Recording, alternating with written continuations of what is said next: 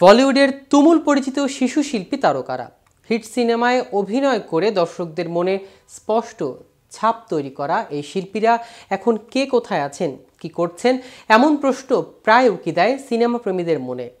কিন্তু শিশু শিল্পী হিসেবে নাম কুড়ালেও তাদের কেউ কেউ এখন বলিউডের দাপুটে অভিনেতা অভিনেত্রী বা চেনা মুখ।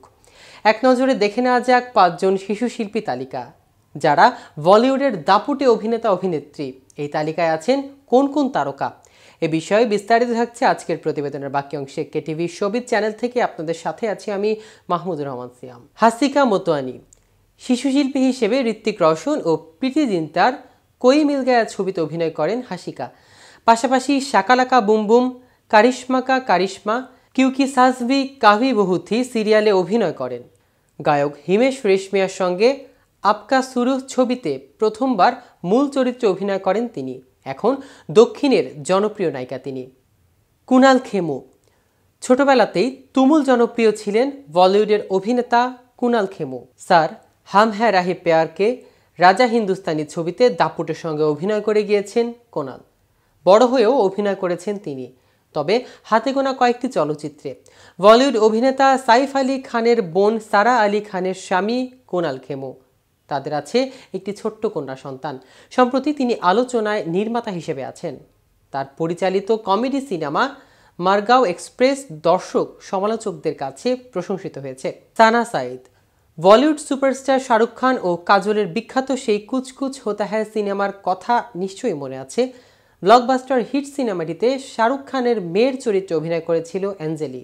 সেই অ্যাঞ্জেলির চরিত্রে অভিনয় করেছেন সানা সাইদ। সে এখন বি টাউনের অভিনেত্রী। করণ জোহরের স্টুডেন্ট অব দ্য ইয়ার সিনেমাতে দেখা গেছে সানাকে। পাশাপাশি ভারতের তুমুল জনপ্রিয় রিয়েলিটি শো নাচবালিয়েতেও দেখা গেছে তাকে। আলিয়া ভাট এখন বলিউডের প্রথম সারির নায়িকা হিসেবে আলিয়া ভাট খ্যাত। নায়িকা হিসেবে প্রথম অভিনয় করেন স্টুডেন্ট অব দ্য ইয়ার। তবে জানেন কি, শিশু শিল্পী হিসেবে বলিউডের অভিষেক হয়েছিল আলিয়া ভাটের 1999 সালে ছবি সংঘর্ষতে প্রীতি জিন্টার ছোটবেলার চরিত্রে দেখা যায় আলিয়াকে। রাহুল কুমার 3 ইডিয়টসের মিলিটারি চরিত্রে অভিনয় করেছিলেন Rahul Kumar.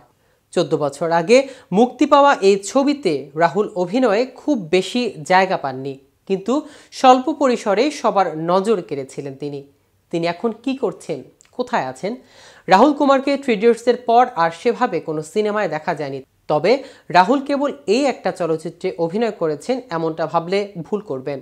The blue umbrella সিনেমার হাত ধরে বলিউডে পা রেখেছিলেন রাহুল। ওমকারাতেও কারিনা অজয় সাইফের সঙ্গে অভিনয় করেছিলেন রাহুল, তবে তেমনভাবে নজর কাড়াতে পারেনি। রাহুলকে খ্যাতি এনে দিয়েছিল 3 ইডিয়টস, কিন্তু তারপর বলিউডে টিকে থাকার লড়াই বোধহয় এতটা সহজ না। খ্যাতি পেয়েও কার্যত হারিয়ে যান রাহুল। তবে তিনি যে একেবারেই কাজ পাননি এমনটা নয়।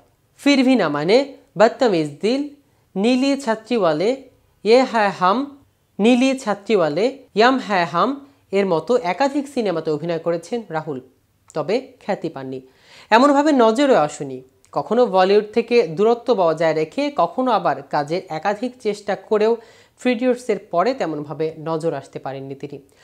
সর্বশেষ বান্দিশ ব্যান্ডিটে একটি পার্শ্ব চরিত্রে দেখা যায় রাহুলকে।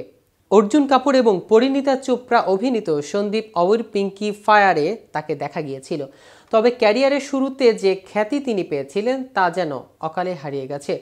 বিশেষ গুরুত্বপূর্ণ চরিত্রে তাকে আর দেখা যায়নি। তো ভিউয়ার্স, ভিডিওটি সম্পর্কে আপনাদের কোনো মতামত থাকলে আমাদের কমেন্ট করে জানাতে পারেন। সাথে সাথে নিয়মিত শোবিজ রিলেটেড আপডেট ও ইনফরমেটিভ ভিডিও পেতে কেটিভি শোবিজের সাথেই থাকুন। ধন্যবাদ সবাইকে।